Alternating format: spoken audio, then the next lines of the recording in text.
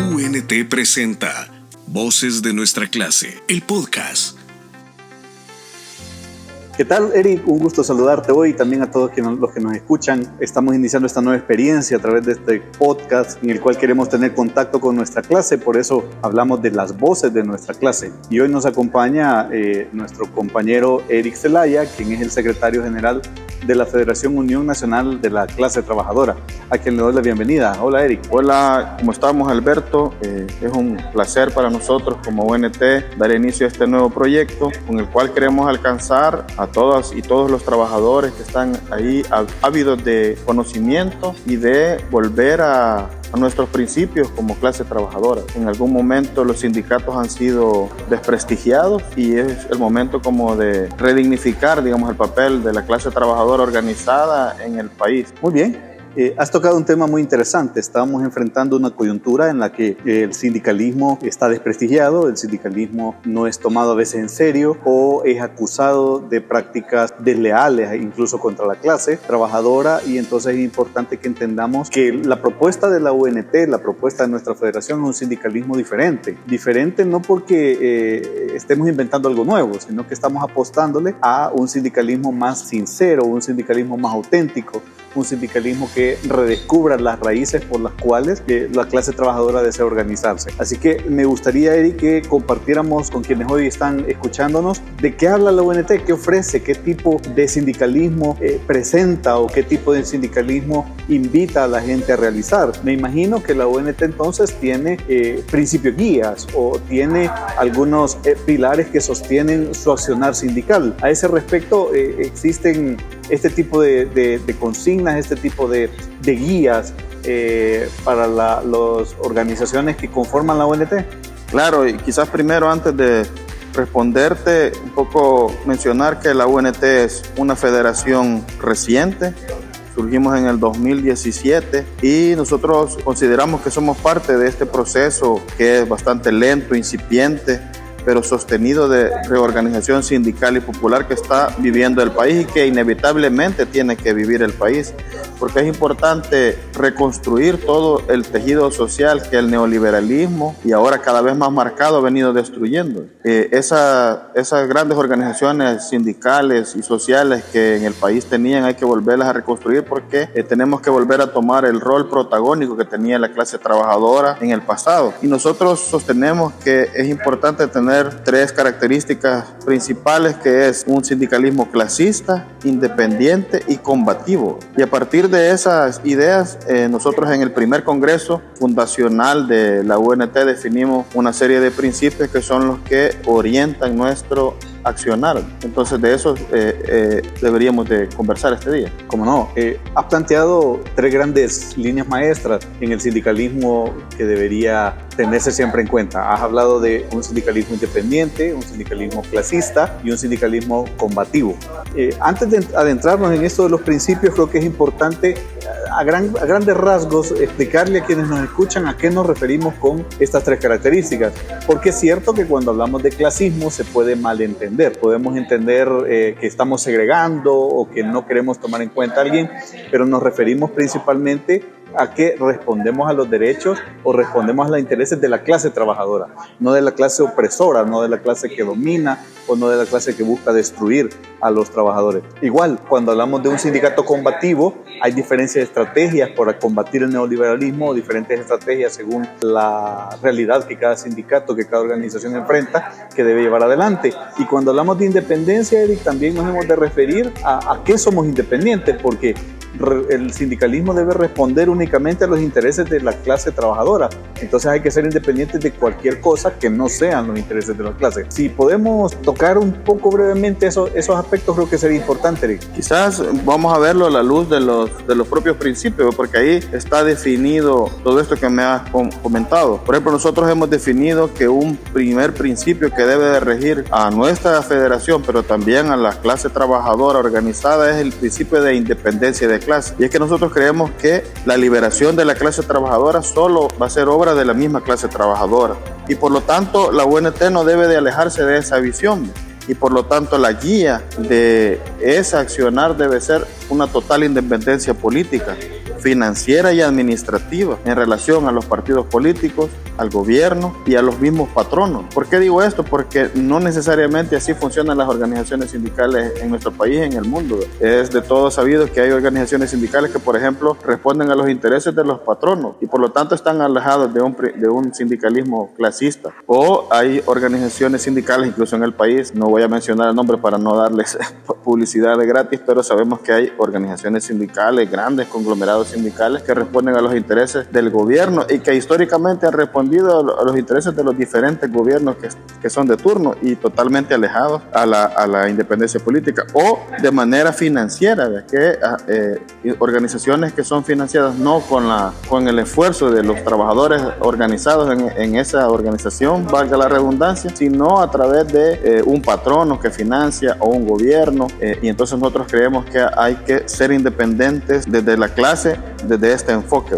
Además, creemos que no es compatible en esta independencia política que convivan, por ejemplo, personas que tienen cargos públicos y que estén en la dirección de las organizaciones sindicales. No negamos que puede llegar el caso que, por ejemplo, nosotros incluso en algún momento hemos defendido de que necesitamos nuestra propia organización política, pero las organizaciones sindicales deben de responder únicamente a los trabajadores y por lo tanto no debe haber dirigencias que estén fungiendo doble cargo. Entonces, ese es uno de los principios importantes. Interesante el planteamiento, Eric, porque se normaliza, se ha visto como normal el hecho de que las organizaciones sindicales estén financiadas por personajes o por organizaciones que no siempre responden a los intereses de la clase. Ya tú lo platicabas en cuanto a los intereses políticos también, como muchas veces han sido utilizadas las organizaciones como trampolines para lanzarse luego a espacios de elección popular, por ejemplo, que tú has aclarado que es legítimo que los trabajadores tengan esas aspiraciones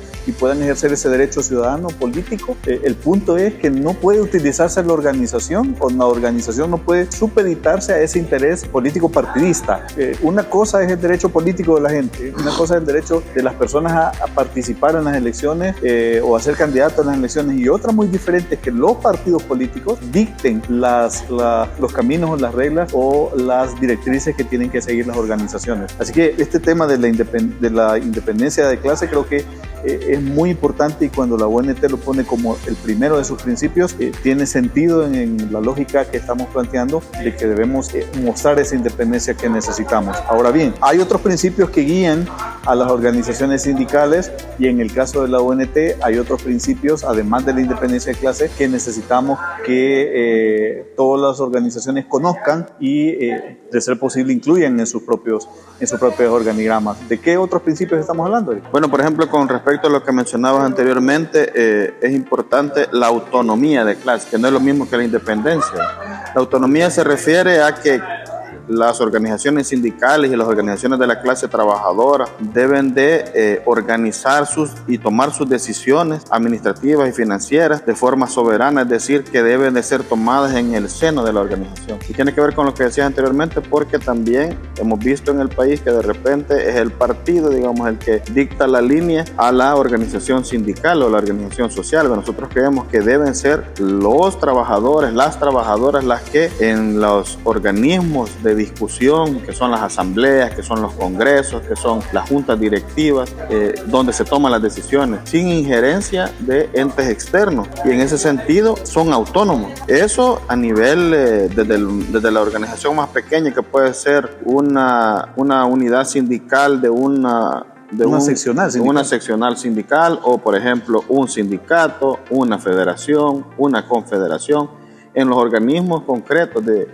toma de decisiones, y no que vengan como por telegrama, ¿verdad? O ahora por chat, digamos, las decisiones desde fuera, o por tweet desde fuera de otras entidades. Otro principio importante que debemos tomar en cuenta es la unidad de la clase trabajadora. Creemos que ese es el valor como supremo.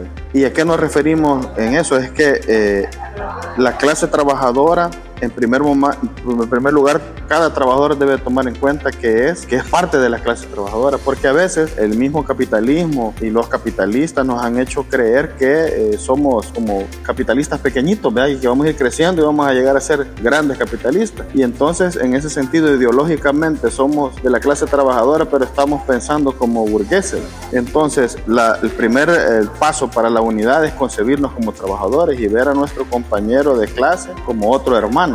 En ese sentido nos vamos a lograr defender y vamos a lograr funcionar como un solo puño, que ese es el principal objetivo de los sindicatos. Esos tres principios podría mencionarte. Creo que lo que planteas es interesante porque cuando hablamos de autonomía de la clase, una de las más feroces críticas que las organizaciones sindicales de nuestro tiempo enfrentamos es el hecho de cómo en el pasado fueron utilizadas estas organizaciones como sostén y como correas de transmisión de muchos de los partidos políticos del régimen, y cómo eso vino y desgastó el prestigio, pero además del prestigio, la unidad de la clase.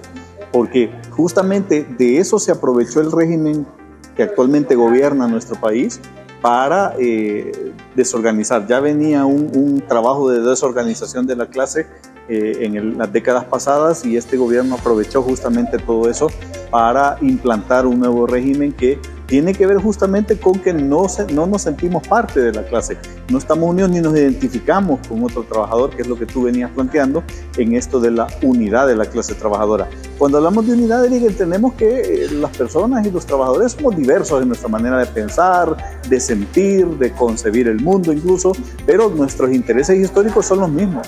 Y eso es lo que alrededor de eso debemos unirnos, y tenemos un opresor común, que es la clase dominante, que se encarga de extraer la energía o extraer lo único que la clase trabajadora tiene, que es su fuerza de trabajo, y es entonces lo que debe conglomerarnos, hacernos acercarnos, unirnos o servir como cemento entre los trabajadores. ¿Qué otros principios deberían juntarnos, Eric? ¿Qué otros principios deberían conducir el accionar de las organizaciones sindicales de nuestro país? Bueno, otro principio importante que está íntimamente relacionado con el anterior es la defensa de la acción colectiva de la clase trabajadora, y que creemos que hay un montón de métodos, digamos, que la clase trabajadora ha utilizado históricamente, pero inevitablemente lo más efectivo siempre ha sido la acción colectiva de la clase. ¿A qué nos referimos? Es que es importante que, por ejemplo, la huelga nunca deje de ser un elemento innegable, digamos, del accionar de los trabajadores. Siempre ha sido así. O el tema de las movilizaciones que hemos utilizado en estos momentos, ahora pareciera que es un pecado, ¿eh? Por todo el trabajo que ha hecho el gobierno actual, ¿eh? Sin embargo, sigue siendo esto lo que ha sido capaz de, por ejemplo, ganar en algunas instituciones y empresas contratos colectivos, reinstalar compañeros despedidos, echar a entrar procesos como, por ejemplo, el de la privatización de salud, que tuvimos grandes experiencias como las marchas blancas, y una serie de conquistas que se han logrado a través de la acción colectiva. Sin embargo, nosotros no negamos que no se puedan usar otros métodos como la acción jurídica, la acción política, las negociaciones, acuerdos que se puedan llegar en las empresas, en las instituciones. Sin embargo, lo que determina y define, digamos, la victoria o la derrota, digamos, de estos procesos es la acción colectiva de la clase. Tomar en nuestras propias manos esas demandas y como colectivo, no como individuos, accionar. Esto está aunado también con el siguiente principio, que es la democracia y la unidad de acción de la clase trabajadora, y este es un principio bastante difícil de cumplir en el seno de las organizaciones, porque ¿a qué nos referimos? Que en el funcionamiento y en lo que decía antes de la unidad, nosotros creemos que estos procesos deben de ser democráticos. Eso quiere decir que debe haber una discusión amplia y abierta de los temas, de las decisiones que se van a tomar. Por ejemplo, definir una huelga no debería de ser una decisión de una junta directiva, debería de ir a ser consultada a sus bases. Pero una vez tomada esa decisión, nosotros creemos que viene la parte de la ejecución, y en esa ejecución puede ser que yo haya perdido la discusión, pero si la mayoría está de acuerdo, deberíamos de tomar esa acción como propia, y entonces esa democracia y esa unidad determinan la victoria de las acciones.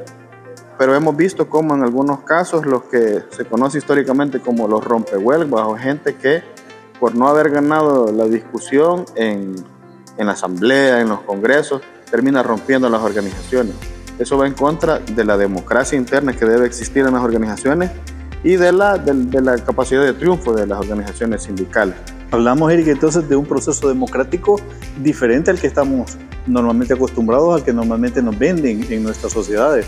Nos hablan de democracias representativas, donde cada cierto tiempo vamos y elegimos personas que luego funcionan como autoridades. En el sindicato no estamos planteando eso. Sí es cierto que se eligen autoridades como junta directiva, pero la junta directiva es la que responde a las decisiones de la base. En el caso de la democracia representativa, una vez electos los funcionarios ya no se acuerdan de quienes los eligieron y hacen lo que les dictan otro tipo de poderes, poder fácticos y otro tipo de situaciones. En el caso del sindicato estamos planteando una realidad diferente.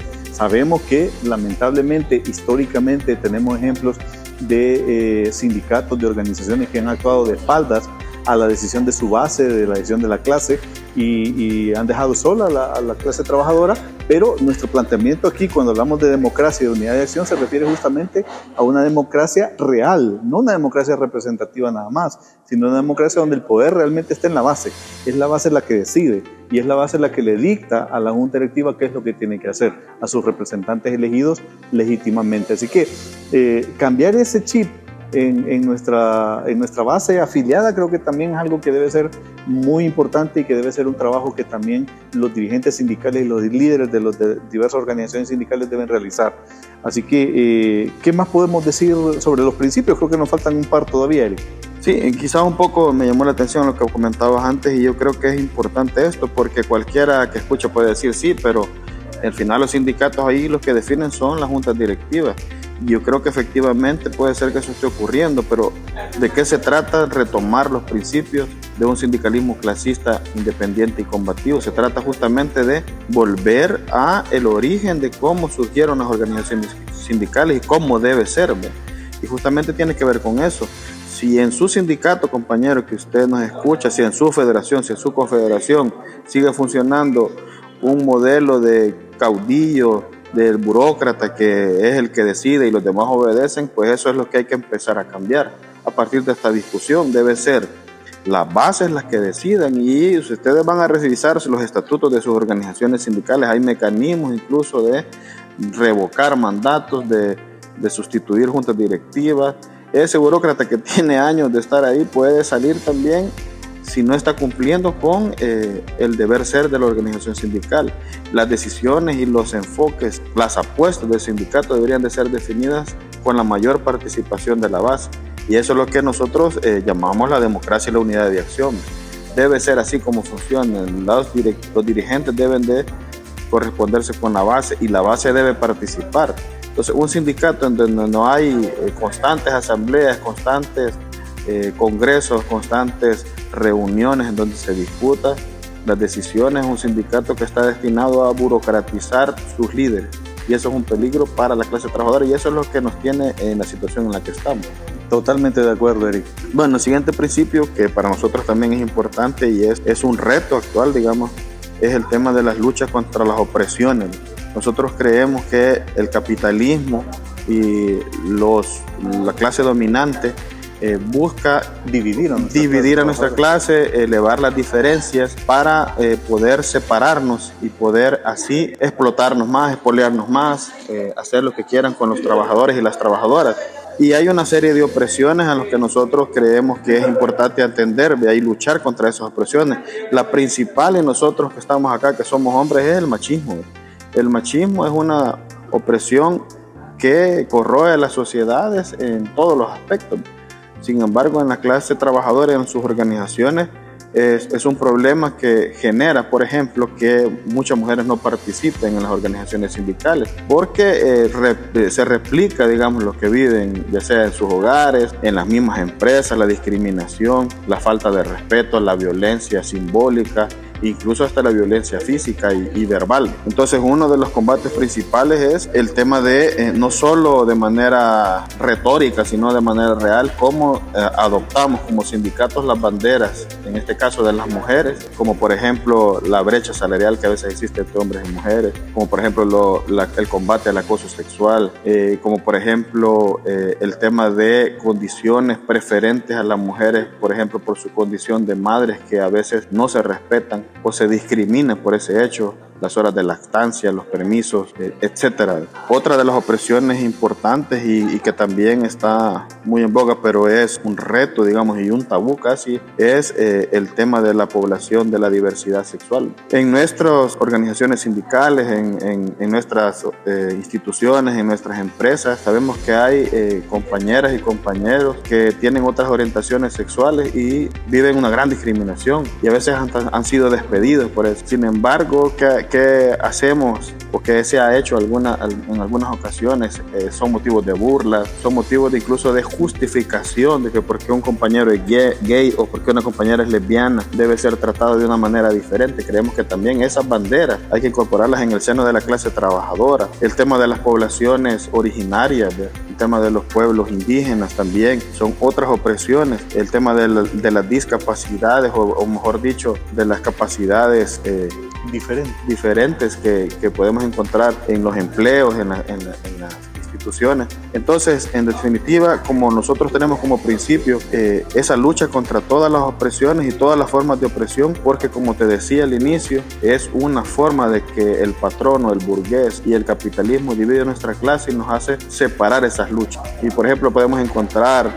el Día del Orgullo, por ejemplo, marchando a la gente de la diversidad, sin embargo la clase trabajadora está ausente, o viceversa, en las luchas de la clase trabajadora no están incorporadas las demandas de estos colectivos, o por ejemplo la lucha por el medio ambiente, o por ejemplo la lucha por la violencia contra las mujeres. Nosotros creemos que es una lucha que debe ser unificada y por lo tanto creemos que ese combate a las opresiones debe ser al interno de las organizaciones y también de cara a la sociedad, y eso es uno de los principios que queremos que oriente nuestro accionar como federación.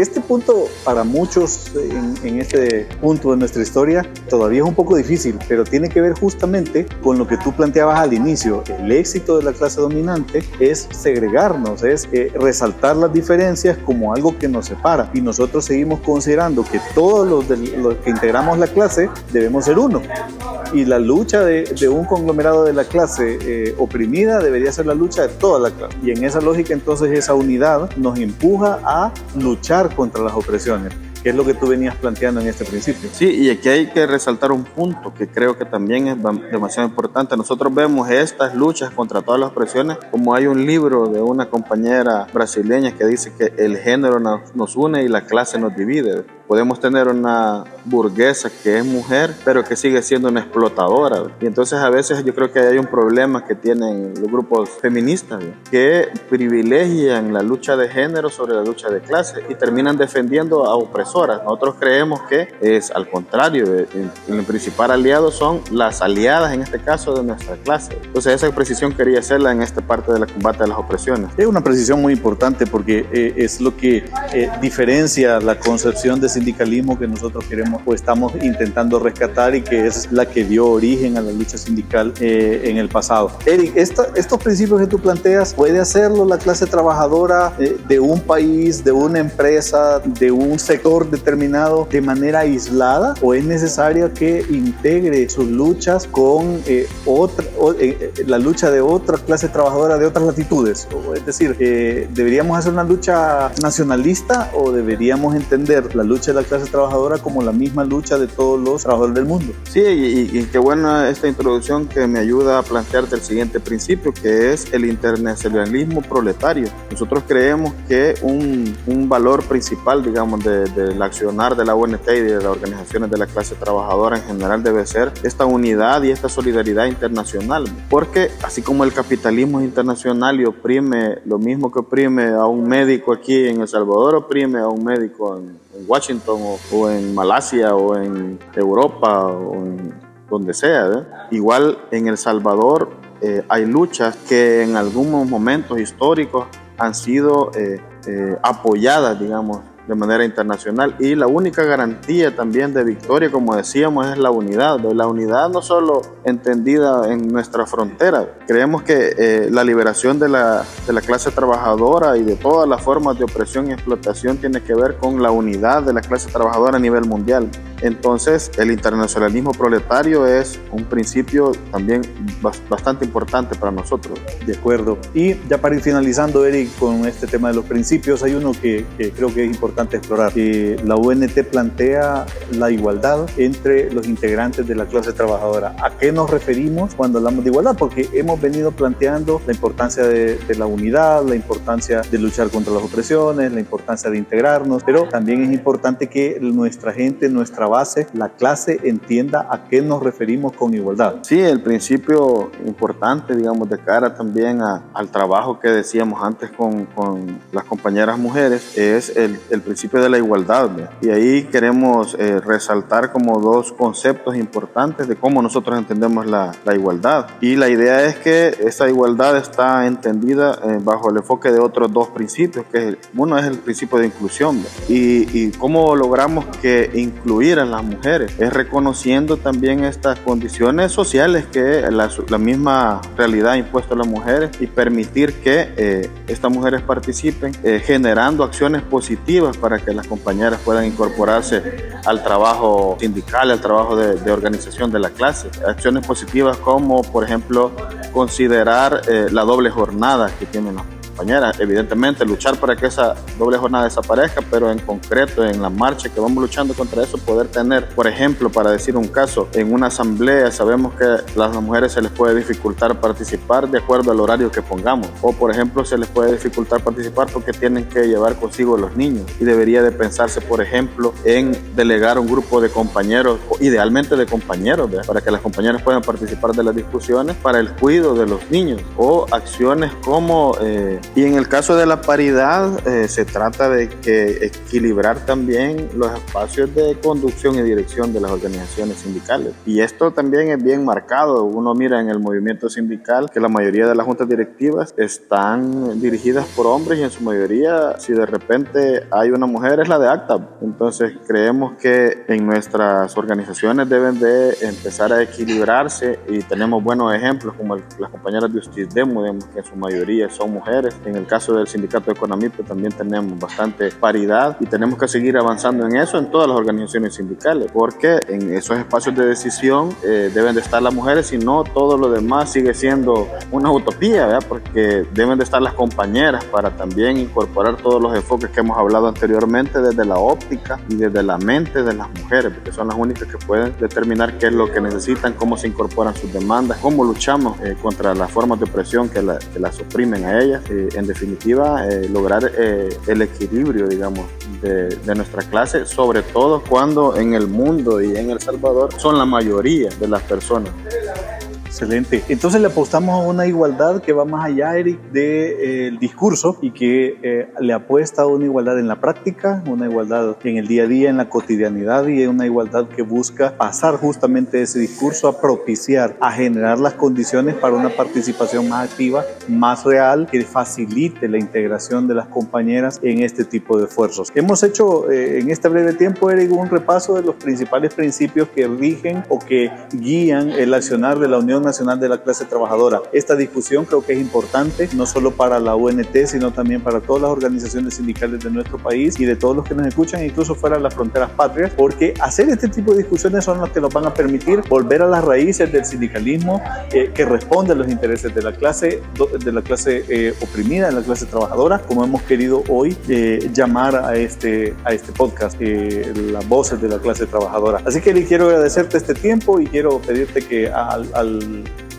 quedar en un hasta pronto con los compañeros que nos escuchan, puedas a la vez brindar tu saludo y tus mejores deseos a ellos. Bueno, para nosotros como federación, como UNT, creemos que es importante este nuevo proyecto que estamos echando adelante, porque creemos que la principal disputa en este momento es ideológica. Tenemos que llegar a esas mentes y a esos corazones de las y los trabajadores para empezar a transformar y a reconstruir desde los escombros, digamos, de lo que ha quedado de las organizaciones sindicales, un sindicalismo clasista, independiente y combativo.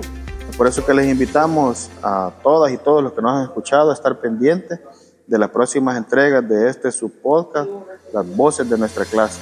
Y entonces queremos agradecer también a los que estuvieron pendientes de este subpodcast, pues en estos minutos hemos intentado desarrollar estos principios que guían a la clase trabajadora de la UNT. Es una discusión no acabada, pero es una discusión que queremos plantear a todos nuestros compañeros y compañeras, a quienes desde ya invitamos a estar pendientes de próximas emisiones de su podcast, Las Voces de la Clase Trabajadora. Un gusto haber estado con ustedes, nuestro saludo y nuestro abrazo, y recuerden, unidad, resistencia y lucha por la justicia para la clase trabajadora. Hasta pronto. Gracias por tu sintonía. No te pierdas nuestro próximo programa en Voces de Nuestra Clase, el podcast. Gracias a UNT.